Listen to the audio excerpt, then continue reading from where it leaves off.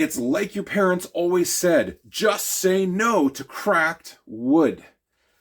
Here we have the end slice off of a log.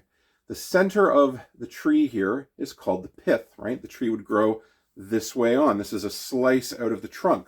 Now, what you'll end up with when wood doesn't dry properly is what's called radial cracking. Sometimes it's really obvious like this, and other times it's a little bit more subtle. Let's take a look at a smaller piece.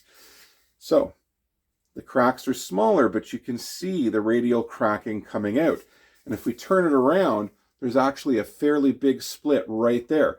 You think, well, what's the worst that's going to happen? You know, you put it on the lathe and you start turning it. Well, you start turning it, these cracks can run all the way through. And so you turn away some of the wood that's holding it together, it can explode into 2, 3, 4 pieces, explode off the lathe, go any direction, broken lights, broken fingers, who knows what else, all kinds of injuries. So when you see wood like this with all of the radial cracking, you need to avoid it. Look, there are sometimes, if it's minor, there's things that you might be able to do. You might be able to use a bit of the old CA glue to stabilize something, but this is way too far gone.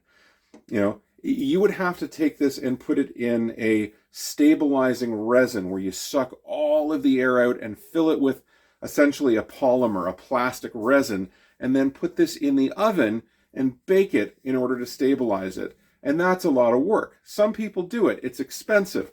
But for you, if you don't have the equipment to do that, and you don't have the knowledge that goes with it, when you see this, it's a sign to throw the log away so that you can be safe and enjoy lots of fun turning for decades to come.